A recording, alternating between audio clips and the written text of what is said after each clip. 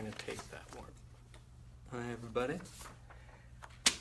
So I want you to just settle in. We're going to do that opening meditation where I'm going to sort of guide you through it. And we're going to open up today, this moment.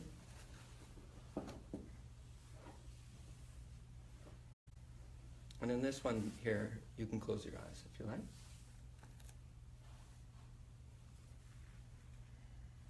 Take a deep breath in through the nose. And breathe out through the mouth.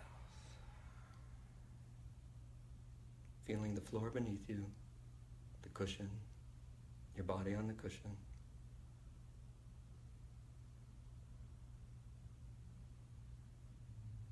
All of us can feel that there is a potential within us. We can also feel that this potential wants to be expressed.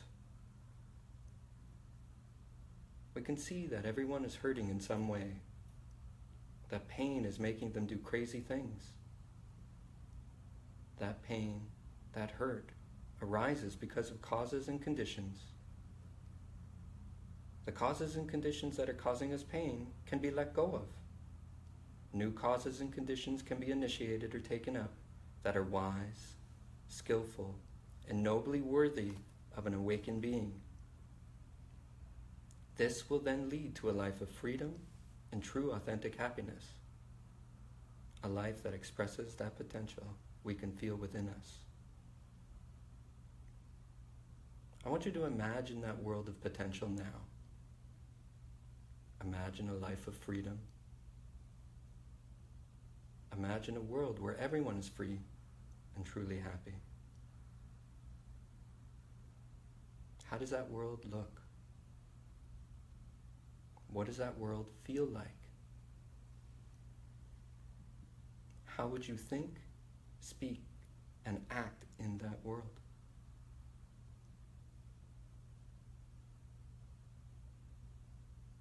And to help us realize, actualize that potential, we call out now to the Buddhas, Bodhisattvas, masters and teachers of the Dharma, of the 3 times and the 10 directions.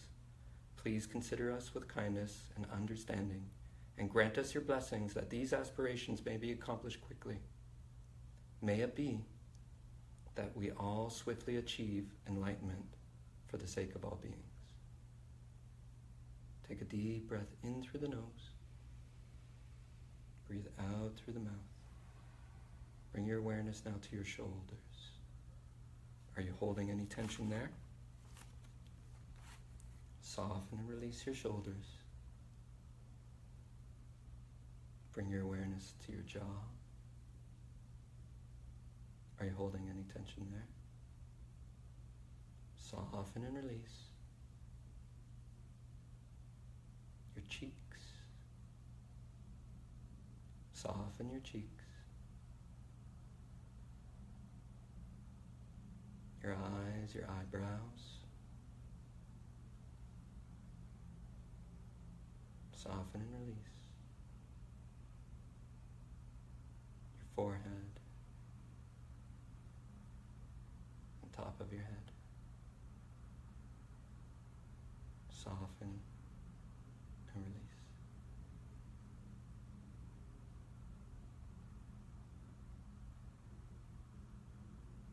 Feel the spaciousness of the room. Feel that slight breeze on your skin. Maybe hear that traffic for the first time.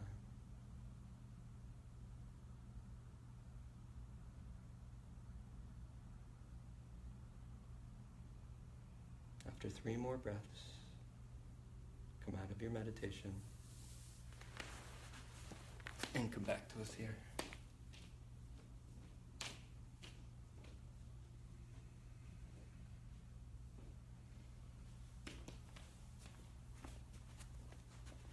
So this week, we're talking about, sometimes this part of the path is translated as right thought, but it's the word is sankalpa.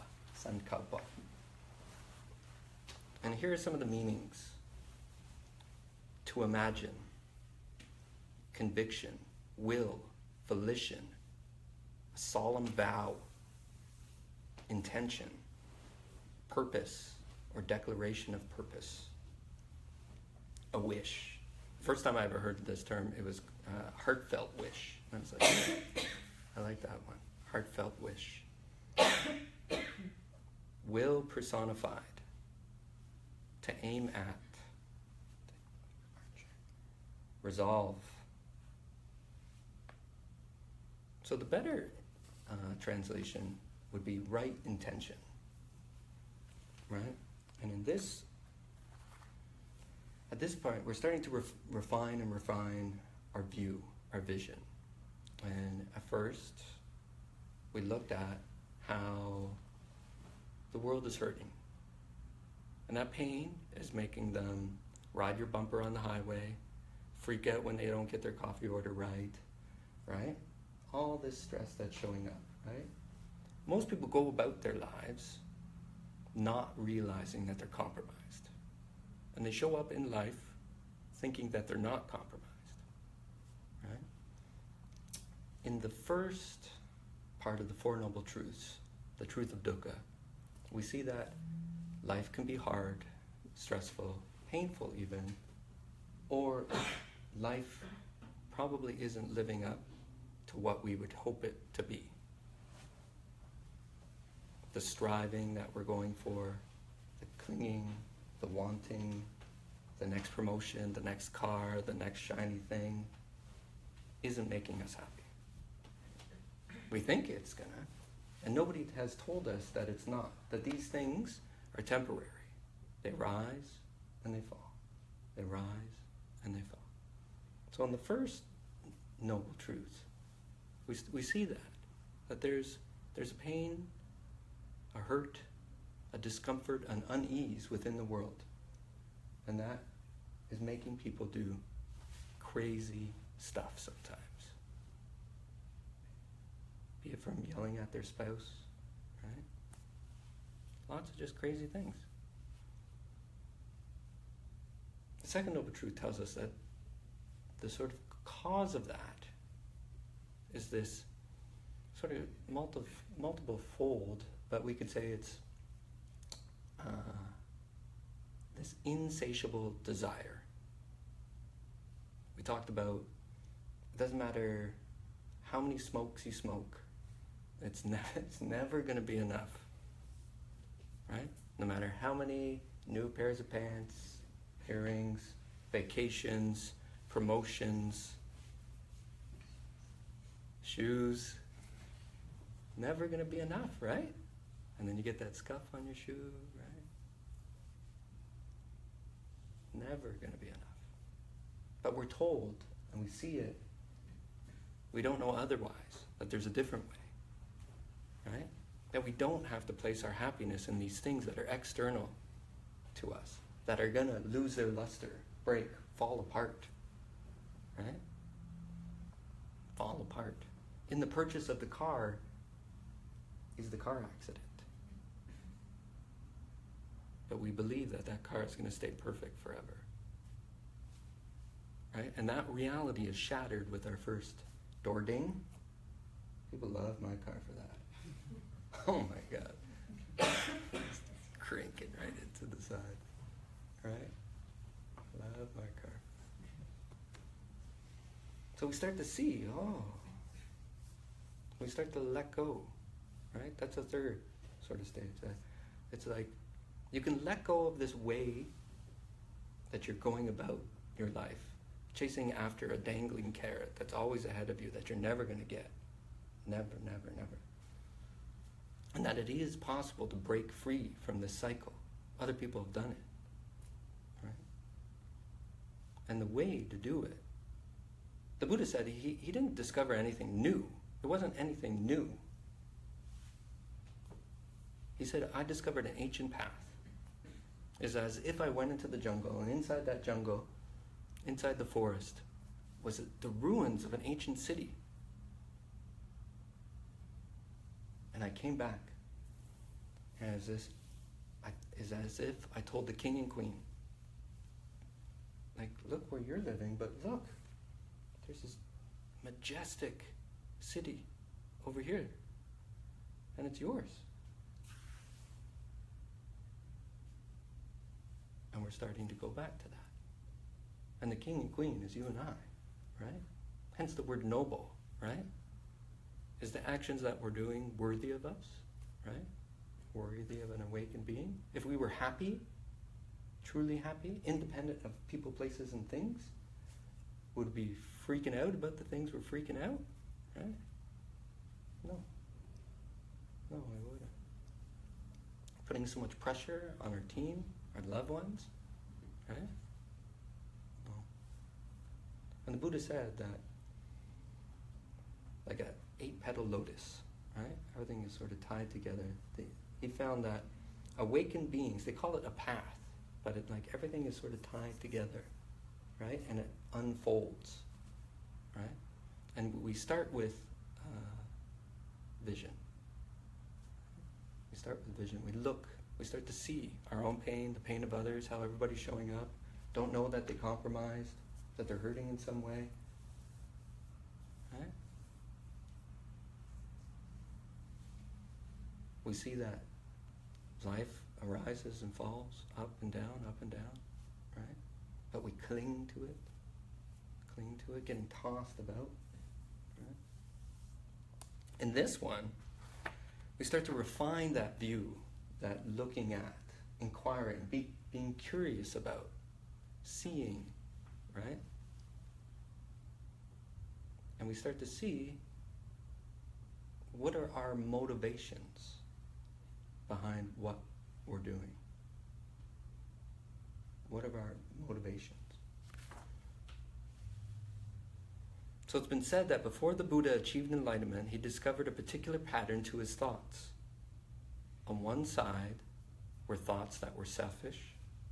These type of thoughts led to ill will and the possible harm of others, and were based around, they call it like the 3 poisons: greed, hatred, and delusion. On the other side were selfless thoughts. Thoughts that led to skillful actions, which promoted goodwill and harmlessness, which had the 3 antidotes of generosity, compassion, and insight.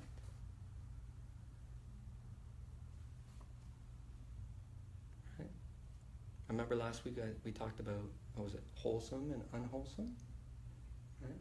You start to see a little bit clearer because of becoming disentangled, right? In right intentions, you start, because you're getting a little bit of space, right? You're getting a little bit of space. Were you able to notice this week when you were getting caught a little bit quicker? How many times were you like, come on, oh, just relax. Right? Did you have any self-talk? Come on, we're all crazy here, it's fine. Right? Talk yourself off a ledge a little bit sooner than normal, right? Right? And that's the thing, right? You're starting to get that space, that wider place, right? That clarity that's naturally available to you, right? But it's clouded over, covered over, right? And that, so now that you're starting to get some space, you're not getting hooked, or you are, but you're noticing that you're getting hooked a little bit more, then we can start to take that view, that vision, that insight, right? When we do our meditative practice, right? Usually you'll see the meditation limb, petal of the Eightfold Path called right concentration. Terrible way to interpret that.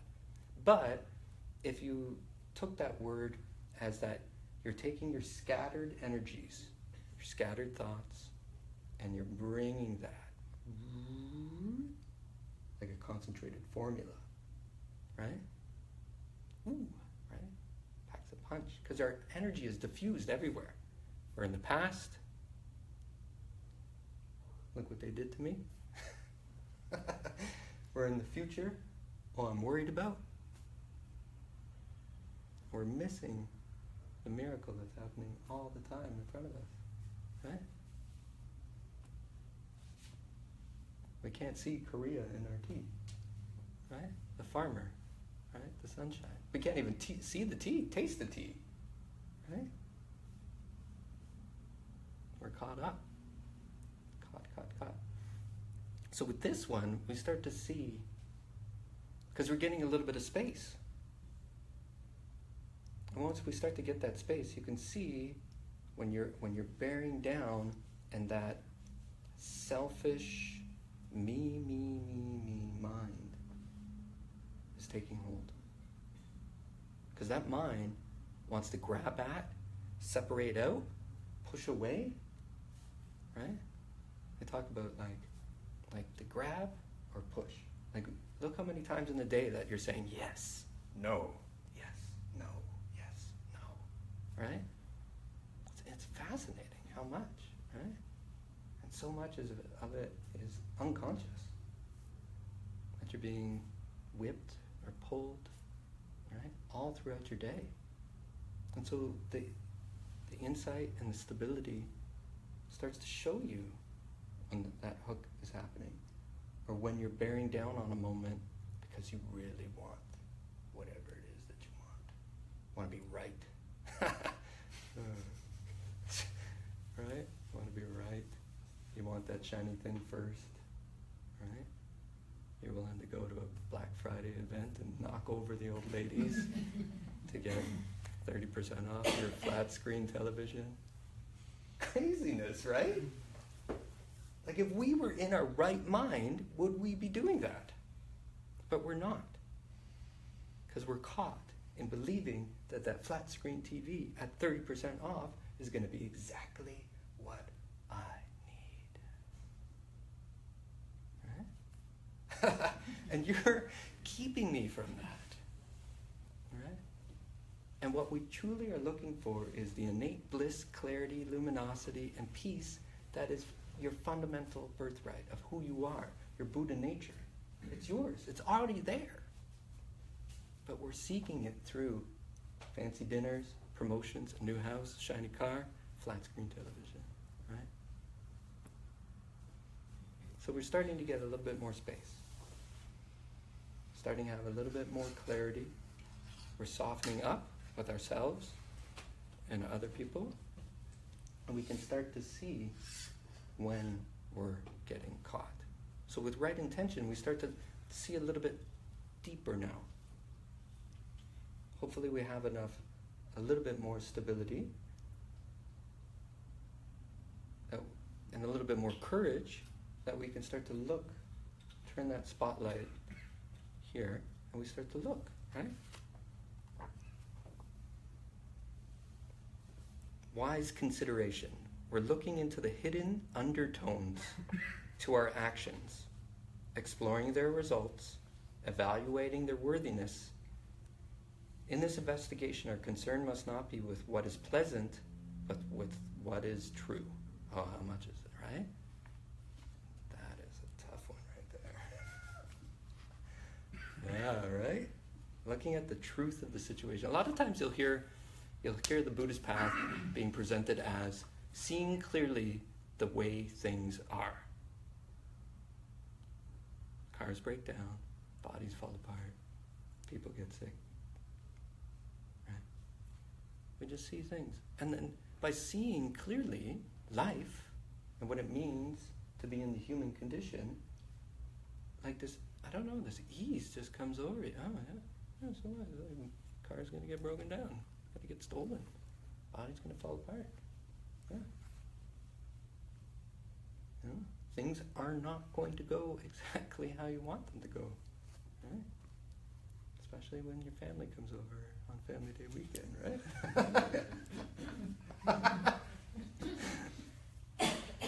Right? We have to be prepared and willing to discover what is true even at the cost of our own comfort. Okay? In the intentions, there's three kinds of intention. The intention of letting go, it's usually presented as renunciation, the intention of goodwill, and the intention of compassion. Here, at this baby Buddha's stage, let's say. Letting go is a big one, where you're going to start to disentangle and let go, and the things that used to be put you right to 100, or, well, really, is that important now? Right? And they talk about, right, the intention of renunciation which counters the intention of greed and desire. We let go of our selfish me thoughts, letting go of the need to be right, letting go of trying to control people or things all the time, letting go of our shoulds, our judgments, letting go of greed, anger, and delusion, letting go of the past, letting go of our present, letting go of the future, letting go of our attachments to people, to places, to things. A word that you hear every so often is that you become disenchanted. The spell, right? Because it's like we're bamboozled. Like there's a spell, right? We've been bewitched. That's why we're going to Black Friday sales, right?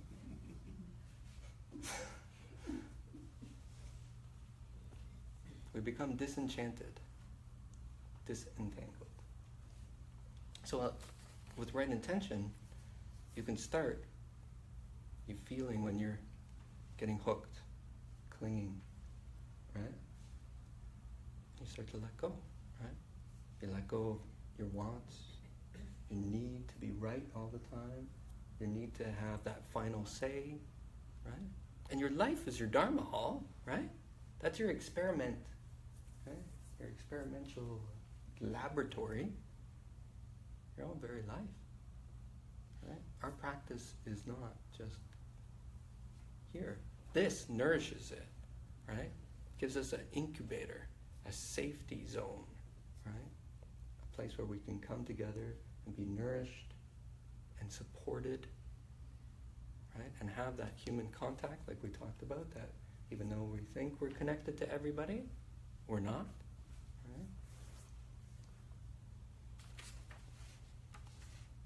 The intention of goodwill, which counters the intention of ill will and hatred. And in this one, sometimes it's referred to as, like a good friend, right? How can you be a good friend to the world? Good friend to the world, right? How can you show up for people that you don't know, and you let go of this image of who you think you are, and you show up vulnerably and honestly and authentically, wisely, compassionately for them, for the moment, right? Without any agenda, right? Because usually, right, we come back, there's some sort of agenda, a program that's steering us. Imagine being free of that. Just here, just have it. Sure, you want, right? Being free of that. Good practice for this one. And we'll probably do it tonight. Loving kindness. And it's interesting is that, like, has anybody ever done the loving kindness meditation practice? No? That's a bunch. That's about half of us, right? When you did it, was the first object yourself? Like taking and giving? Like taking your own suffering and giving? Oh no, that's the next level. Tonglen practice? Okay, so yeah. Yeah. That's next level. Okay. Yeah. But did you start with yourself? Yeah. On and that one? to somebody close and then Yes. somebody distant. Yes. Yeah. Yeah, and you start to, like, you bring it out further and further to a neutral person, to a person that you kind of dislike, and then somebody that just grinds your gears, right? But where we bring it back, we start here. And it's very interesting, right? Is that within that loving kindness, that instead of direct, even with the Bodhisattva ideal, right? Is that where we bring that energy, where we bring that compassion, that love, that holding, nurturing energy is to ourselves first. To ourselves first. Sort of like, like when you're flying and they tell you to put on your own mask before you go try to save everybody else, right? Yeah, bring it to yourself first. And then compassion, the intention of compassion or harmlessness, which counters the intention of harmfulness. Have letting go, the intention of goodwill, and the intention of compassion. So that when life arises, because it's always arising up, are you clinging? Are you releasing? Right? Are you letting go of your wants, your shoulds, your stories? Right? Are you able to start to let go of these things? And let it flow? Goodwill, all right? Life shows up. Are you able to be a good friend? Even for that person that grinds your gears, right? You're able to be a good friend for them. Compassion, right? And that's where right? That soft, tender heart opens, right? And that heart wants to reach out and hold that person because they don't know they're hurting. They don't know that they're suffering, right? And for yourself as well, right? Another way with Sankalpa is emotional resolve. You know, when you just show up, even though you've only had 3 hours sleep, you go to that cushion, you show up, just push it through, right? Because you've made a choice. Yep, this is important to me. Doesn't matter if it's raining, it's snowing. I want to or I don't want to. There's an energy, a resolve, that gets you to put that one foot in front of the next, in front of the next, in front of the next, right? Sometimes that aspect of Sankalpa, that will, that power, is brought into the path, right? And a lot of times too is that you need to have an emotional connection to what you're doing. In this sense, into the teachings, right? Is that maybe they didn't, you've read and read and read and read and read, but it wasn't until you went out and you saw it for yourself, here in the class, out in the world, you started to have that emotional connection point to it, where your heart is opened up a little bit more. Your eyes are a little bit clearer, and you're seeing it. Oh yeah, oh okay, I can see this. Oh yeah, I can see how my words are shaping this moment and shaping it in a way that is turning it into a poison. Or I can be turning it somewhere else. You start to see, and you start to, it clicks is a good way. It clicks. And then you just start to move toward that. Move toward it. For me, it clicked. Yeah. Did I tell you guys the story? I was working night crew. It was 4 in the morning. I was in the bean aisle. Yeah, I was listening. I started to talk when we were in the hall there. I was in the bean aisle, stocking beans, and it's 4 in the morning. Anybody ever worked nights, like overnights? Mm-hmm. Yeah? Mm-hmm. Terrible, right? Yeah. It is inhumane. I don't know why we came up with this idea. It is. Mm-hmm. Whew. But anyway, so I'm listening to a Dharma talk, and this Dharma talk is like, right? Like, look, the world is hurting. But it doesn't have to be. We can all be free. But who? Who's going to help? And then it sort of switches to as if like another person talks. And then the phrasing is, And then I let forth my lion's roar. And I said, here I am. I shall free us all. And I just started bawling my face off. But from the can, chickpeas, and just crying my face off. And that's when the path, bam, connected for me. And from that moment, I was like, I need proper training. I need a teacher. I need a community.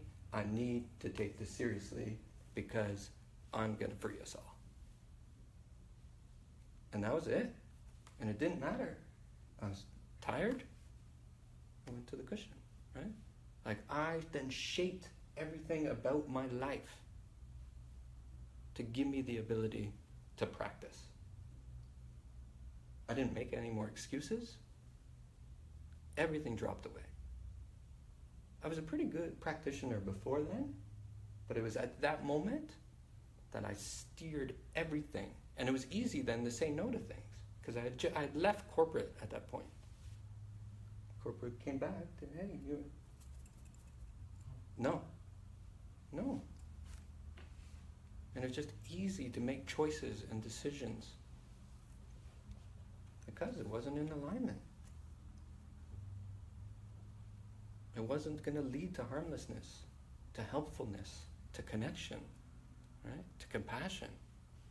So it was easy to make these choices. Why would I do that? Because it's going to do this. Oh, okay, I'm going to do that because that's going to help to alleviate suffering or bring people joy, right?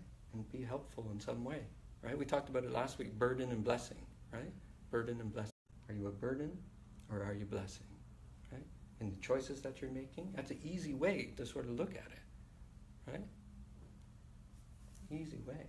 So this, like emotional resolve, then, like when that poem, that moment hit,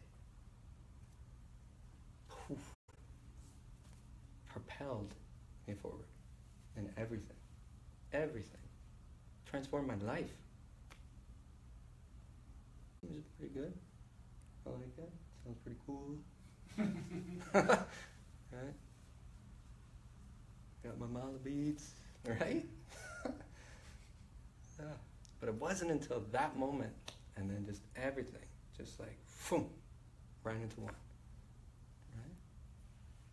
Emotional resolve. We must feel it within our very DNA. The reason why it must be embodied and hot-wired deep within us is that this mind-heart resolve will have to work in a wide range of experiences. It will come to your aid when your best-intentioned family and friends challenge you on your new way of life or come over during the holidays. It will serve you in traffic, after a crappy night's sleep, and to help you to be at ease, like an eye of the storm. Right? It shifts for you. And it will move you off the couch and onto the cushion. All right? Move you right off of the couch and onto the cushion. Yeah, so that's our... So we get that right view, seeing the Four Noble Truths, having that right view, gives us that space. The release. I can see it out there. I can see it in here. How my pain, how my selfish desires are causing me to do silly, crazy things. And maybe I don't want to show up that way anymore. And then it gets refined. And the next level of refinement is taking a look at our intentions. What are we bringing to that moment, to that choice, to that situation, to that conversation, right? Yeah. We talked about loving kindness. I'm going to read to you guys. Let's just check the time. Actually, maybe not. We'll do this another time. So any questions about what we talked about today? Anything like that? Any questions from you guys? All right. Okay, I think everybody's pretty good. So, you guys want to meditate? I do. Alright. So let's get set up here. So for our meditative posture, if you're on a bolster, do you want a bolster? Is that fine? Do you want a meditation cushion? Or everybody's got all the props that they need in the world? I'm going to go get some pillows for my knees because I forgot to get them. Unless you're getting up there. Oh, you don't need all of those? I don't know. Oh, wow, thanks.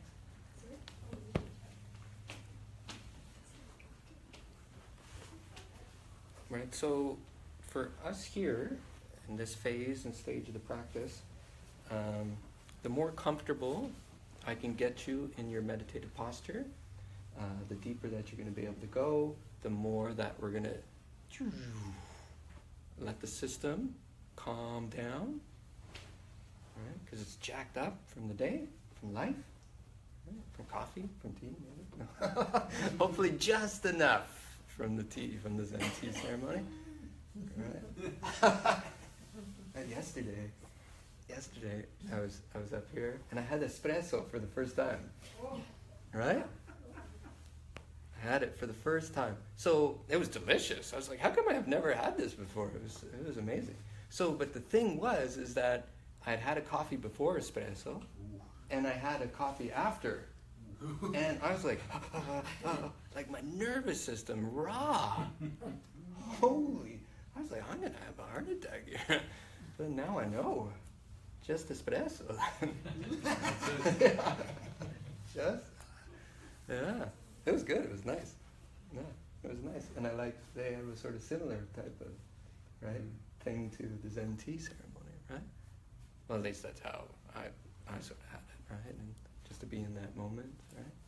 With the espresso. It was good. So the more comfortable I can get you in your posture, the deeper you're going to be able to go, right? The more ease you'll be able to discover in yourself and reveal. Okay. So to help us, open up your arms, yeah? So it opens the chest. Bring your hands in, right palm on the bottom, left palm sitting on top, thumbs touching. After you get into this, then let them drop. If you're sitting on a cushion, bolster, or anything like that, sit toward the front, right? That'll automatically put your spine in alignment. Now for us, we recommend with your eyes open meditation. So let me just front load that for everybody here that never had it. What you'll find is that our natural tendency usually in meditation, if we haven't had formal instruction, is that we close our eyes. Closing our eyes will lead to sleepy town, lead to thoughts, rumination, imagination, right? Hallucination, lots of things, right? The blue light and everything, all this crazy stuff. All this stuff, right? So what we recommend is we're going to meditate with our eyes open. And how we do that is that you sort of find a sort of spot in front of you. And a lot of teachers will say, find that spot, and you just stick to that spot, right? And so what will happen is that we'll try to bear down with our minds onto that. And then we'll get fatigued, and then we're like, why does my meditation suck? And so, and that's the other thing, right? Remember stage 1 of meditation? You're going to suck at meditation. You're going to be off meditation more than you're on meditation, right? It'll be times like you're on target, and then right back out, right? They say it's like a cascading waterfall. You're going down rocks, like everything. And every so often, when that water goes over the edge, right? Well, meditate, and then off, right? Oh, I'm off, right? That's stage 1, right? You've heard the technique, and you're trying the technique, and you realize you suck at meditation. Stage 1, you're right on target, perfect. You're doing it right, right? So for us, you find that spot in front of you, and instead of bearing down on it, you place your awareness there, and then you release into the spaciousness of the room. Does that make sense when I use those words, guys? Right? You find that target in front, and you release. Yeah? Okay? Everybody's on target? All right. So we'll set our settled in. settled in.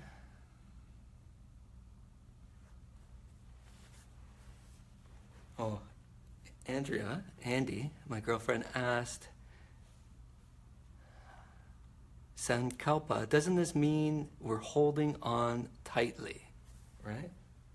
And with our, anybody wonder about that question, right? With intentions, right? Aren't we holding on? No, we hold life lightly, right? Right? And that by realizing that this glass is already broken, right? I realize that this glass is already broken. So in the short fleeting moment that I get to be with this glass, right? I'm going to hear it, see it, experience it, use it wisely, because its function is to be used, right, as a glass to its optimal, right, enjoyment, right? But I don't cling to it, right? I hold it lightly, loosely, understanding that it's already broken, it's already gone. And because of that, I'm able to see it more dearly and clearly. Your loved one, they're already gone. See them more clearly and dearly. Right? Gently. Hold them gently. And that there's a freedom and a trust and a lightness, and that you don't need to control people, places, or things. Right? If you lose the cup, you get another teacup. You lose the job, you get another job. Like, I don't want to say that we keep going with stuff, but right? If you're prepared mentally, right? Everything is going to be taken away from you. But we go about our lives believing that it's not. And so when it does disappear from our lives, it is heart-wrenching. It is a shock, and it's too much. Because we believe that it was never going to happen. Not going to happen to me. No, it's all good. Okay? So we hold it lightly. Alright, so back to meditation. Okay, you find your target, where we're going to gently place our awareness, and then we release into the spaciousness of the room. Right? Let's take a deep breath in through the nose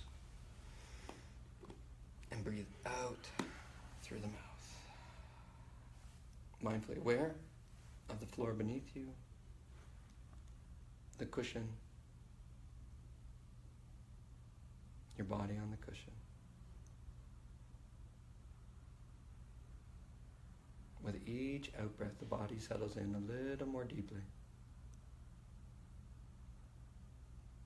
a little more fully.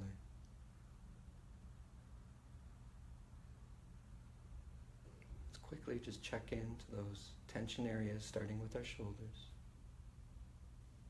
Bring your awareness to your shoulders. Soften and release. Bring your awareness to your jaw. Are you holding any tension there? Soften and release. Bring your awareness to your cheeks.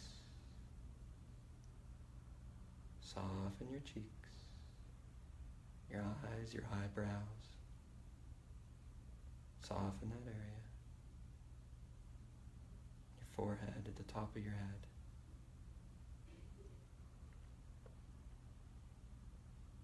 Soften and release.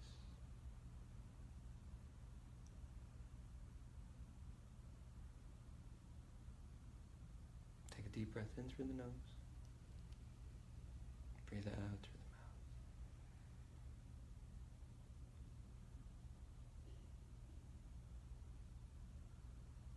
Feel that tactile sensation of the rise and fall of the chest or the abdomen, wherever you're able to feel the breath the most.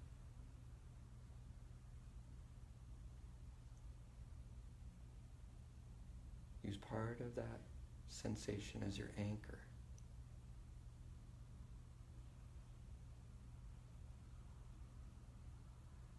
as your soothing medicine that rise and fall.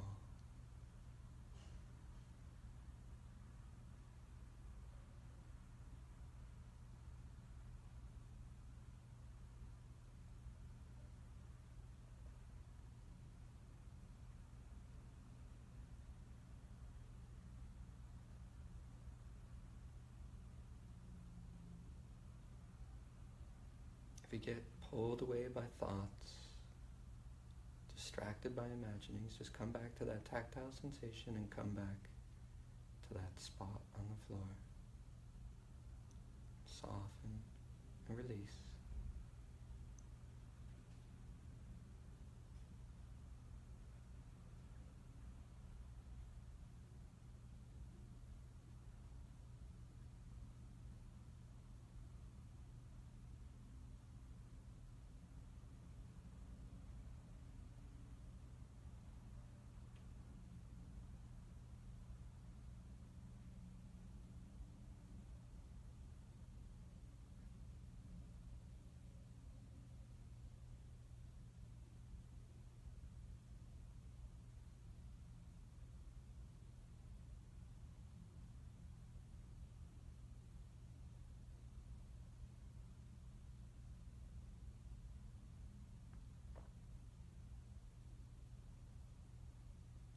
If you need to shift your posture, adjust your cushion,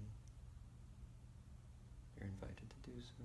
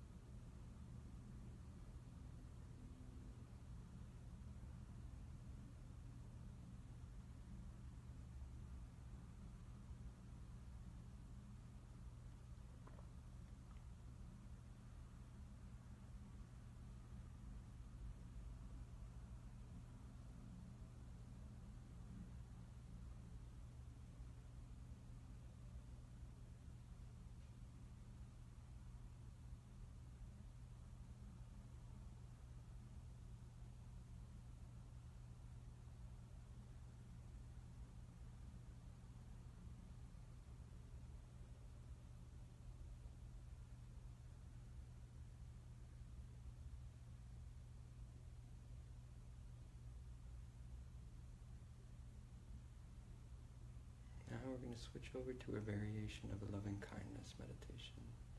I'm going to ask you a series of questions, and I just want you to think about them within your mind. And the first question: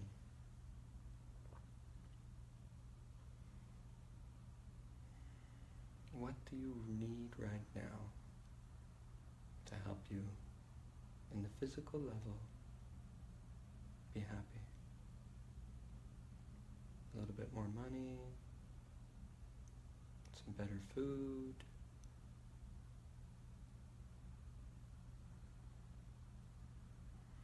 new car,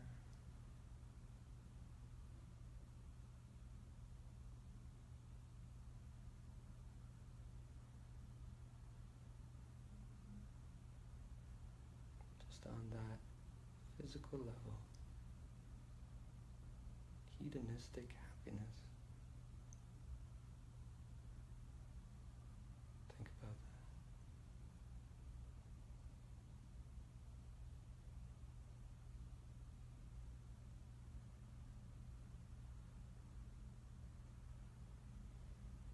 Now, what kind of support would you like to get in your life from your family,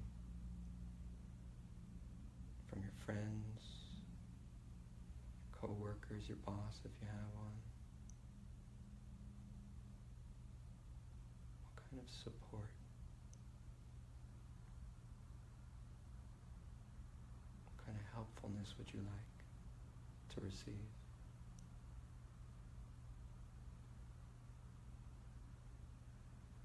See that being given to you now.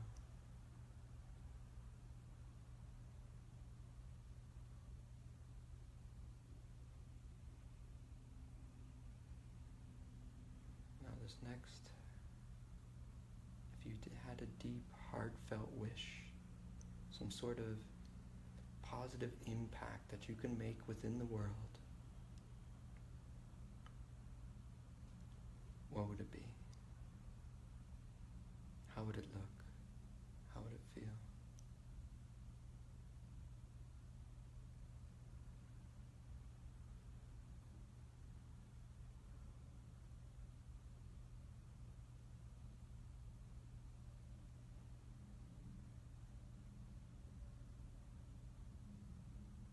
I want you to bring your awareness to your heart area. I want you to imagine in your heart chakra that there's a glowing rainbow ball of light.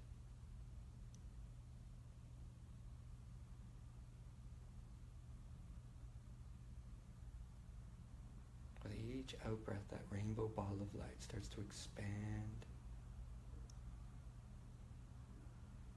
until it fills your whole body, from the top of your head to the tips of your toes.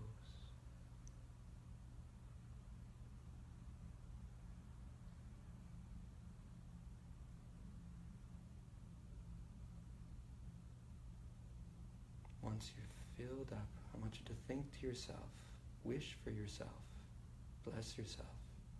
These words inside your mind: may I be happy. May I experience the causes of happiness.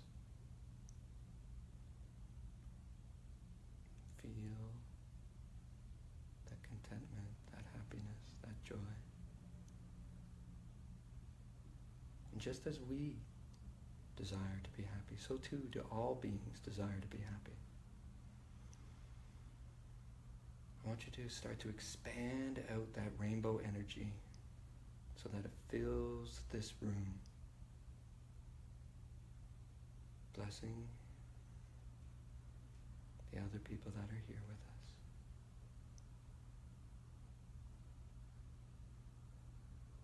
I want you to think to yourself, blessing them,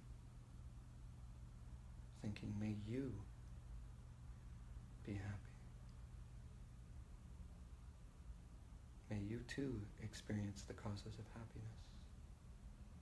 Now we're going to expand that rainbow energy out so it expands out, encompassing this whole building, parking lot, all the way out to the condos across the street, that rainbow energy.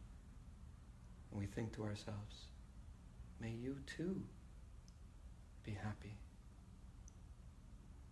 May you experience the causes of happiness as well. Now see and feel that rainbow light expanding out even further.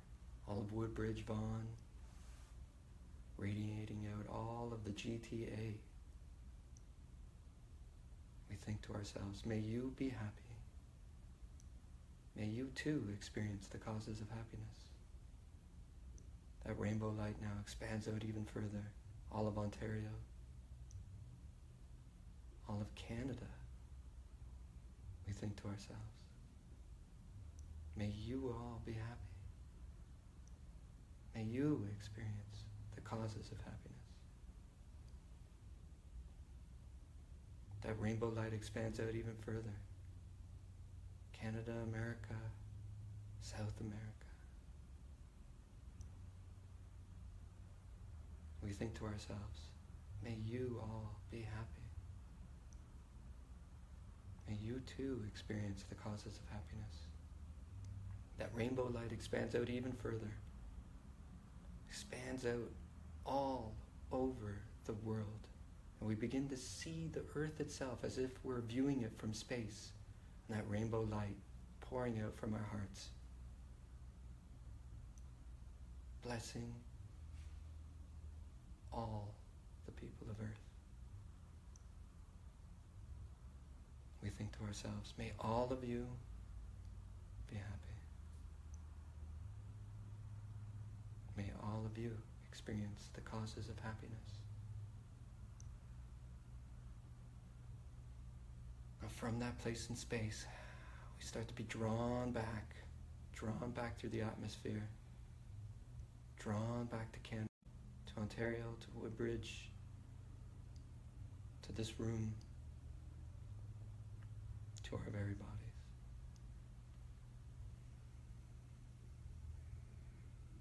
We think to ourselves,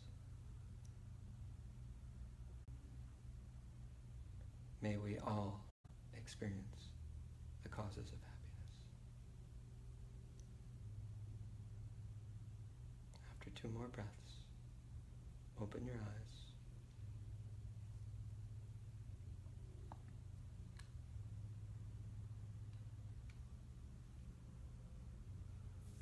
And come back to us here.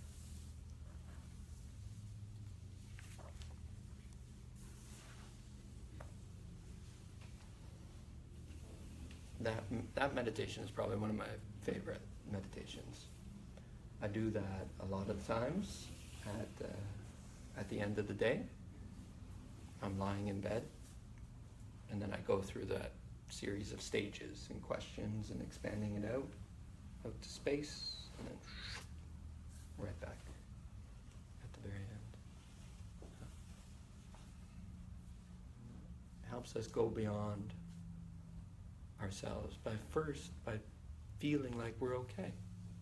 That, I do deserve to be happy, right? We're in this world, right? So what do we need on a physical level? To have healthy food, adequate shelter, right? New car. Okay? And we just keep rolling it out further and further. We're okay, and then we're able to help. There's lots of studies that have been done about the transformative power of that practice. And I love it. It's one of my favorites. One of my favorites. Okay, guys, that was fast. It's already 8:25. Right? 8:26. And I think those guys are probably sitting there, right? Mm-hmm. Okay, thank you, everybody. Thank you, guys. Okay, thank you. Thank you. Were you able to hear? I couldn't until they started talking. Okay, have a good night, everybody. Good night. Thank you. Good night. Thank you. Thank you, guys.